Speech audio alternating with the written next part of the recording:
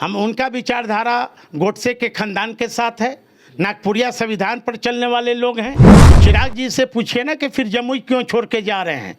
यदि चिराग विकास पुरुष होते कि मैं यहीं जवान हुआ हूँ, अब बुढ़ा भी यहीं होके जाऊंगा, तो क्या परिस्थिति आया कि चिराग जी अपने माँ ऐसी क्षेत्र को छोड़कर जमुई आ रहे हैं। जो नौजवान नारा लगाते थे हर हर मोदी घर घर मोदी, आज वो नौजवान लगा रहा है कि गड़बड़ मोदी बर्बर मोदी।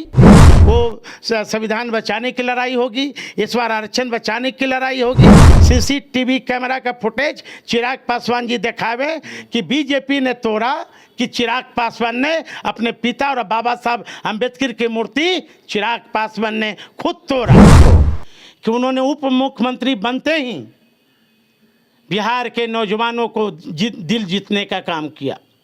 लोकसभा का चुनाव होना है, लेकिन हाजीपुर सीट को लेकर अब कई सारे सवाल उठने लगे हैं।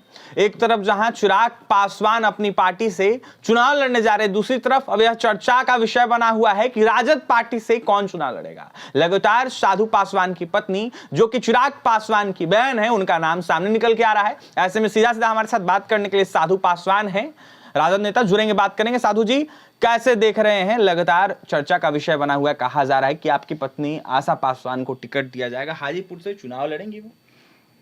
देखिए, इसका फैसला हमारे जो राष्ट्रीय अध्यक्ष हैं परम आदरणीय श्री लालू प्रसाद यादव जी और तेजस्वी जी को फैसला लेना है कि वो हाजीपुर से किन्हें उम्मीदवार बनाते हैं।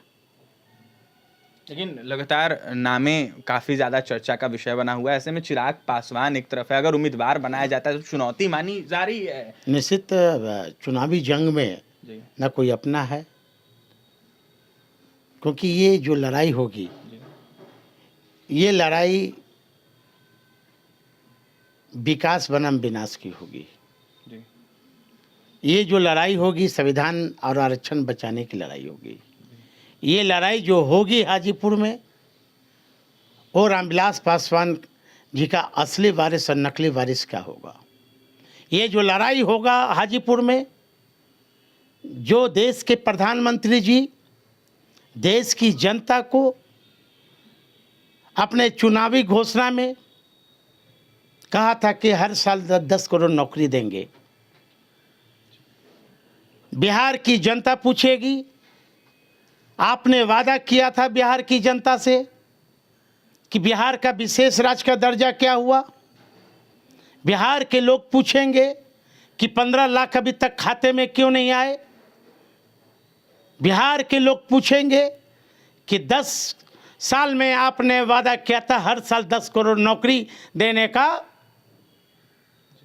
जो नौजवान नारा लगाते थे हर हर मोदी घर घर मोदी, आज वो नौजवान लगा रहा है कि गड़बड़ मोदी बर्बर मोदी। ये सब चर्चाएं होगी। और जो हमारा नेता है तेजस्वी प्रसाद यादव जी, उन्होंने वादा किया था, बिहार अपने एजेंडा में था उनका, हमारे आरजेडी के मैनिफेस्टो में था कि जब बिहार का मुख्यमंत्री बनेंगे तो मैं 10 लाख नौकरी दूंगा। लेकिन मैं तहे दिल से धन्यवाद देना चाहता हूं अपने नेता तेजस्वी जी को कि उन्होंने उप मुख्यमंत्री बनते ही बिहार के नौजवानों को दिल जीतने का काम किया। उन्होंने 10 लाख नौकरी देने जो वादा किया था, उन्होंने जनता को, युवाओं को हाथ में नौकरी दिया।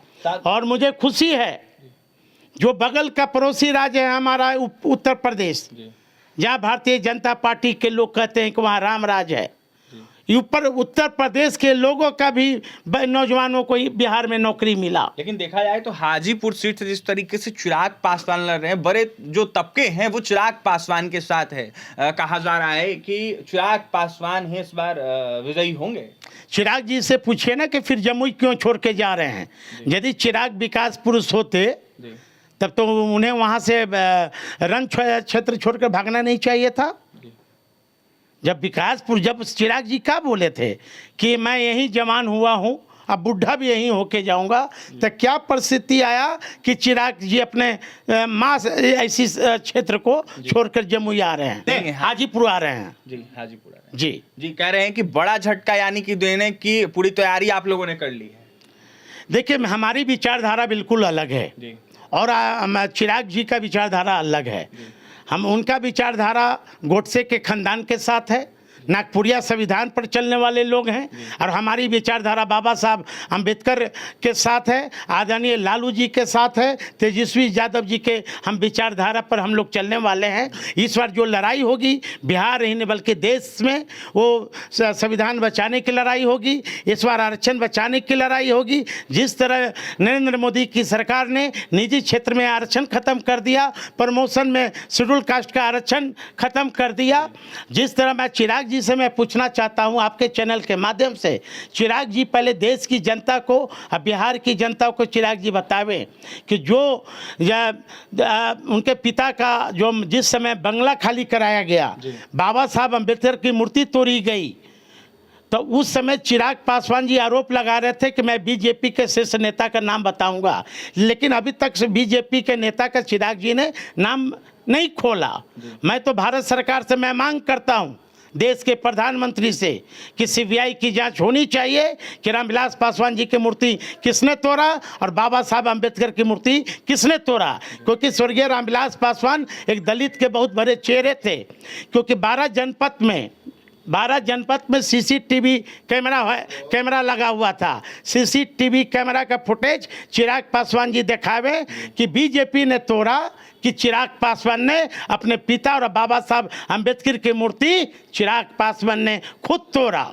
देखिए, सीबीआई जांच की मांग कर रहे हैं साधु पासवान, वहीं यह साफ कहना है कि जिस तरीके से जनपद में मूर्ति तोड़ी गई, इसको देखते हुए जांच होनी चाहिए, वहीं कौन असली मुजरिम है उसको पकड़ना चाहिए। जिस तरीके से हाजीपुर सीट से चुनाव होना है लोकसभा का, इसको देखते हुए साधु पासवान ने यह साफ कहा है कि पार्टी पर कहीं ना कहीं हम भरोसा कर रहे हैं और पार्टी जो भी निर्णय लेगा, जो भी कुछ तय करेगा, उसके बाद हम उस पर खड़े रहेंगे। तो वहीं चिराग पासवान जमुई से क्यों भागे? चिराग पासवान तो कहा करते थे कि जमुई ही हमारी कर्म भूमि है, ऐसे में हाजीपुर वो क्यों आ रहे हैं? बड़ी चुनौती मानी जा रही है। एक तरफ जहां आशा पासवान जो कि चिराग पासवान की बहन है और साथ ही साधु पासवान की पत्नी है, तो वहीं अब देखने वाली बात यह होगी कि चिराग पासवान को कैसे चुनौती देती है। और भी तमाम खबरों के लिए NBC 24 के साथ बने रहें। बहुत बहुत धन्यवाद।